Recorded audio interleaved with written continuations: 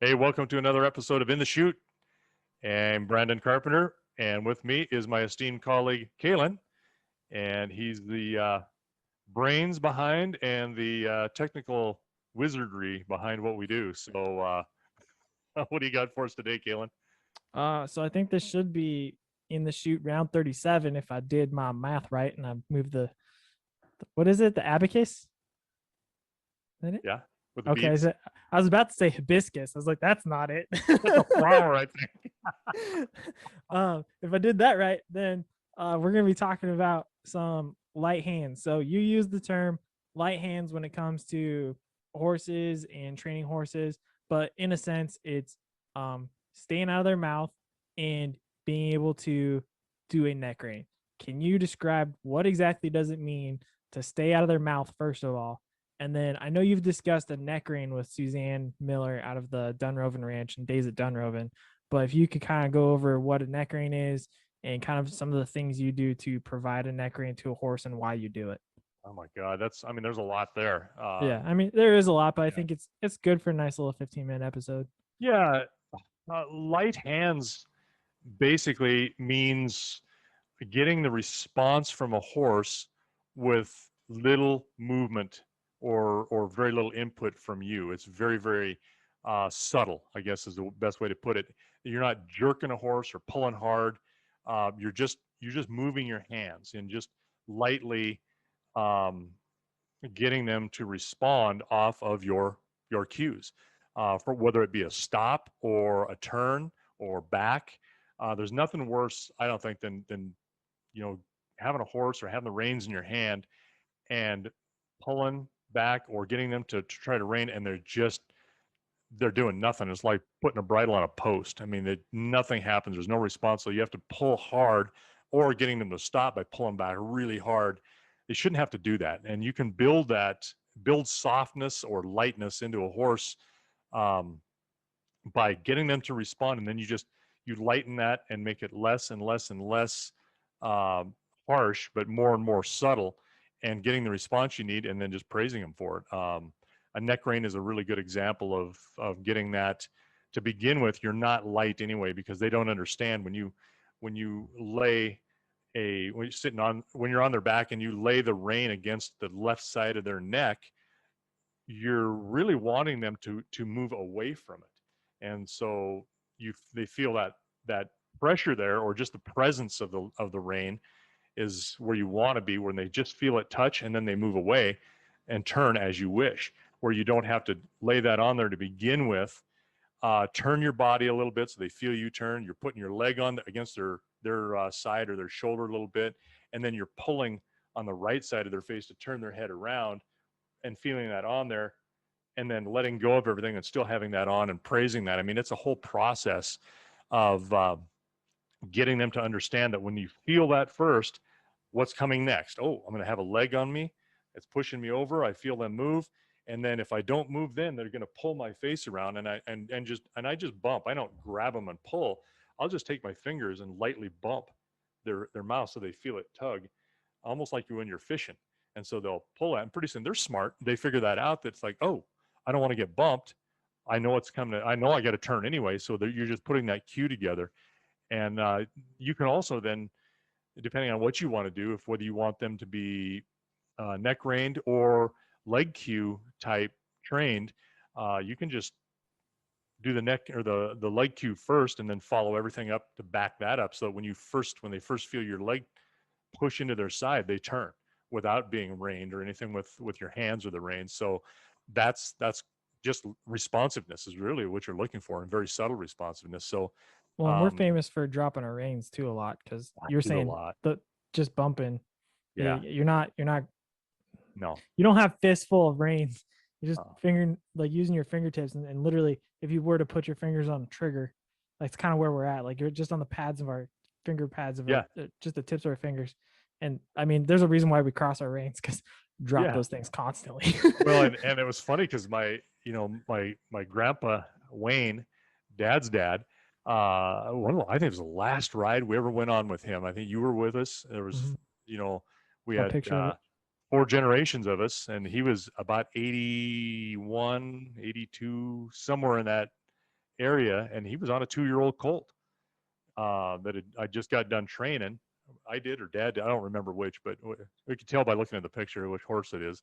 But you and your brother were with us, and I was riding, and I'm on a 2-year-old colt. You were on your horse. I think yours was the only one that wasn't a 2-year-old, I recall. Probably. I would have been 7 or so. So he would have been like 3 or 4, maybe. Yeah, so he's not an old horse by any means, but Yeah. your grandpa was on a 2-year-old colt. But we're riding along, and when I was a kid, Grandpa showed me what he did, and it was very complicated. Way of holding your reins, and then you would pull, and I just developed this, watching people, learning all the time how to, best use these reins. And I developed a system of sliding my hands through them, where I can release them easily, or I can pull the reins up with both hands, and you're using your little finger of each hand, and then um, your thumb wrapped underneath of the rein, so that you can control, and you can just grip and touch and slide your hands if you need to. But you're right, you're holding the rein, but you're just barely holding with your these two fingers and feeling that rein, and you're just bumping your fingers a little bit on either side like that to get them to respond, or feel that. But young horses being young horses, when they're not used to weight on their back, you'll be going along, and they may trip and stumble because they're falling asleep, or they're not used to it, or they're not watching their footing. And I will literally, they'll fall or start to go forward, and they'll pull that bit, and they'll pull those reins out of my hand. And I know you've had it happen, and your brothers had it happen, where they just do, and you just reach down and you just grab that rein and pick it back up. Okay, I'm ready to go again, because you may be on a horse that you've only got 3, 4, 5, 6 rides on, and you're already at that spot where you're doing that with them, because you I want was to just say build that lightness right away. the sketchiest I've ever been at was a younger horse. It wasn't a younger horse. It was an older horse, which is arguably a little more dangerous. She really tripped and it went halfway up her neck, and I just had to like, whoop, let me grab those. Yeah.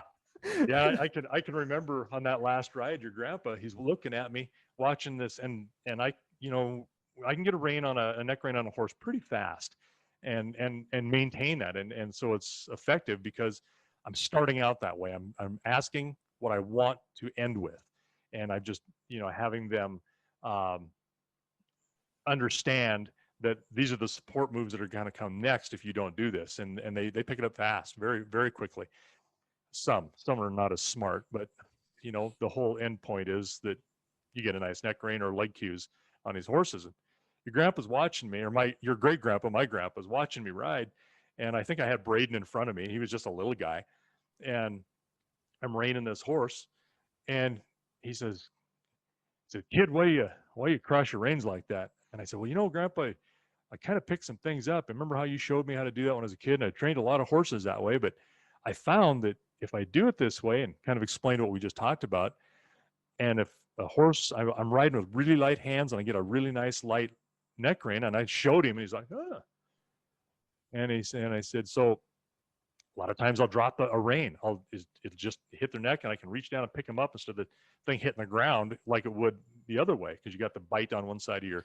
Yeah, because that's Uh, scary. When the rein's dragging on the ground and you're on a young horse, you get a little worried. Like, yeah, please that don't can take be off. Please don't take because all of a off. sudden they're like, "What is that?" And like, Yeah. "Oh, I need to exit And quickly. it's I not need like to they run." make it easy for you to reach down and grab it either. No, no, and these are all risks, but Yeah. they're things that can happen. And so I explained what I did and how I could pick that up, and he looks and he goes, "Oh, a good idea." That's all you get out of him. Oh, yeah, okay. Yeah, so it was kind of funny, but and then I heard Dad telling me, he said, "Yeah, you should see how fast you can get a light rein on these horses." And he was demonstrating, and he was riding a horse, and he said, "Yeah, this guy handles really nice. He's got a nice handle on him." So, just a matter of trying to refine some things, and you try to get good at it. You try to do some things, and you know what? Uh, Learning a lot of those things from guys, watching guys, and being involved with. And I was not very good at it. Didn't have the horses ready for it, or able to compete at any kind of a level. Was the cutting horse world. And when you're throwing $100 bills around, it just is hey, I bet I can do a little better job. I can't pitch pennies with Ez, and I might as well be sitting down at a blackjack table throwing my Yeah. money away that way, because at least I can get a drink out of it. Where, this way, and there's some people are very, very good. We reviewed the Yellowstone series, and there's some very, very good film there of that on some of the cutting stuff that was going on there. But learned a lot about putting a light rein on a horse through the goals of what you want that horse to do, and they're thinking for themselves when you're really cutting. They're thinking for themselves. You're just there and guiding them lightly, but not with a rein, and so that sport or that technique of and discipline is what really helped me a lot to develop where we're at for lightness, and that's what it's all about. Is the more that horse will do without you telling them what to do, or just barely telling them what to do, and they respond. That's what you want. That's lightness, and call it whether you call it subtle responsiveness. It's still your hands are they feel light. You're not pulling things and grabbing on them um, when you're working with them. So. Well, and we got about 4.5 minutes, and I want to, because you're talking about being light in their mouth too. We don't have shanks at the house at all. And No. if anybody knows what a shank is, it's you got a bit that goes across their mouth, and then it drops down. It can drop down as much as I've seen some that are like 8 inches, literally 8 inches. Like it's a giant thing that comes right off their mouth. Some of them are a couple inches, but it's used to get leverage on the mouth and put pressure in the mouth. Why don't we have them? Why don't we use them? And I know you did a small experiment. What's some of the repercussions for using those in the mouth on a horse? Well, there's a couple of different ways you can go with that. Some people, and there's an entire discipline around having big spade bits where it's Mhm. the bit comes in and then you have this big spoon that comes up, and it can put a lot of pressure on a horse's mouth, um, and a ton of pressure.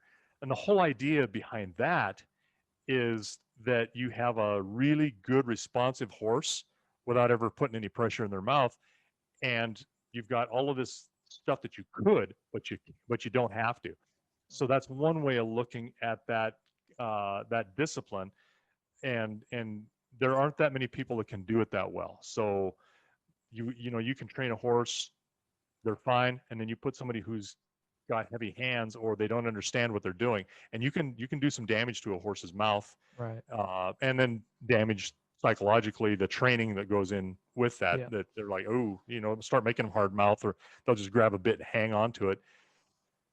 The other part of that is when you have people that can't get a horse to respond, so they'll put more and more leverage on them, and they're trying to force response instead of teach response, and so that generally doesn't end as well as it could, because a lot of times with horses, again, they'll get harder mouthed or less responsive, and they'll grab that bit, and they're expecting bad things to happen to them. So um, we try to do it where there's no pressure in their mouth, only what you can pull lightly with your hand, because those shanks are nothing more than a lever.